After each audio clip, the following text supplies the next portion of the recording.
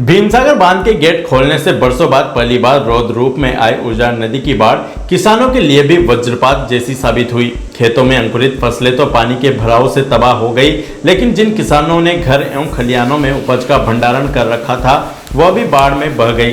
किसानों को उम्मीद थी कि अच्छे भाव आएंगे तो उपज को बेचकर कर्जा चुकाने के साथ ही बेटे बेटियों के हाथ भी पीले करेंगे, घर खर्च में भी उपज काम आएगी, लेकिन किसानों की सारी उम्मीदें एक झटके में टूट गई। खेत एवं खलिहानों के साथ घरों में भरी सारी उपज बाढ़ के पानी में भीग गई। मकानों में भरी उपज तो बच गई, जिसे किसान सुखाकर बेचने लायक स्थिति में लाने की जुगत कर रहे हैं, लेकिन खेतों में बने अस्थायी भंडारण कक्षों में भरी लाखों रुपए की सारी उपज बाढ़ के पानी में इधर उधर बह गई। हाड़ौती न्यूज ने ऐसे कई किसानों से उनकी पीड़ा जानने की कोशिश की, जिनकी सारी उपज बाढ़ के पानी के साथ बह गई। बातचीत में कई किसानों की आंखें नम हो गई, तो कई किसान वर्ष भर की मेहनत की उपज बर्बाद होने से चिंतित दिखे। अचानक बाढ़ आने से मेरे फार्म के ऊपर मेरे 250 कट्टे लहसुन और 30 बोरी गेहूँ, 15 बोरी चने ये रखे हुए थे और भैंसों का गायों का चारा रखा हुआ था। अचानक फ्लड आने से पूरा नष्ट हो चुका है, 100% खत्म हो चुका है पूरा। कुछ बचा है वो बिकने की पोजीशन में नहीं है। अब हमारे पास इसके अलावा कोई और साधन भी नहीं था जिससे हम हमारा गुजर कर सकें। अब सरकार से उम्मीद रखते हैं, हमारी जो सोयाबीन फसल बोई थी वो फसल भी गल के खत्म हो चुकी खेतों में। नुकसान कम से कम 12-13 लाख रुपए का हुआ है। सांगोन में 6 अगस्त को उजाड़ नदी में आई भीषण बाढ़ का पानी तो उतर गया, लेकिन बर्बादी का मंजर ऐसा छोड़ गया कि जिसे लोग सालों तक नहीं भूल सकते। बाढ़ से खेतों में सारी फसलें तबाह हो गई। खेतों में बचा तो सिर्फ हर तरफ बर्बादी का मंजर। ऊंचाई वाले खेतों में जरूर थोड़ी बहुत फसलें सुरक्षित बची है, लेकिन ज्यादातर खेतों में पानी भराव से किसानों की सारी फसलें खराब हो गई है। अब भी कई जगहों पर दूर दूर तक खेतों में पानी भरा हुआ नजर आता है। जिन खेतों में फसलें सुरक्षित रही, वहां भी पौधों में फलियां नहीं बनने से किसान चिंतित है।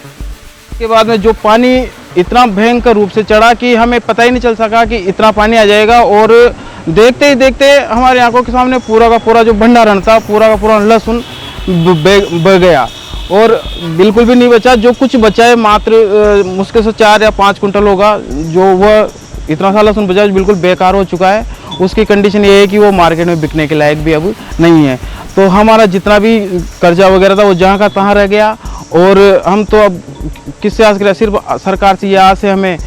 सांगों क्षेत्र में लहसुन उत्पादक कई किसानों ने अपनी उपज को खेत एवं घरों में भंडारण कर रखा था। उम्मीद थी कि अच्छे भाव आएंगे तो थोड़ा ज़्यादा फायदा होगा, लेकिन विधाता को इस बार कुछ अलग ही मंजूर था। अच्छे भाव मिलने की जगह किसानों की लागत भी इनके हाथ नहीं लग पाई। घरों पर रखी उपज पानी में भीग कर खराब हो गई, तो खेतों में बाढ़ का पानी सारी उपज को बहा कर ले गया। अब बची है तो सिर्फ चिंता। बाढ़ के पानी से बची फसलों को अब किसान सुखाकर बेचने लायक स्थिति में ला रहे हैं, ताकि थोड़ा बहुत पैसा मिल सके। 5 से 7 हजार रुपये क्विंटल में बिकने वाली उपज के औने पौने दांव मिल रहे हैं, जिससे फायदा तो दूर लागत भी नहीं मिल पा रही है। सांगों उजाड़ नदी में अचानक बाढ़ आने से अमृत खेड़ी और पामला खेड़ी में बहुत ही नुकसान हुआ, और मैं ये चाहता हूँ कि सरकार जल्दी से जल्दी इन जिनका नुकसान हुआ उनको मुआवजा देने की कृपा करें। इसी प्रकार की तमाम खबरें सबसे पहले देखने के लिए प्ले स्टोर से डाउनलोड करें हाड़ौती न्यूज ऐप। साथ ही हमारे यूट्यूब चैनल भी जरूर सब्सक्राइब करें।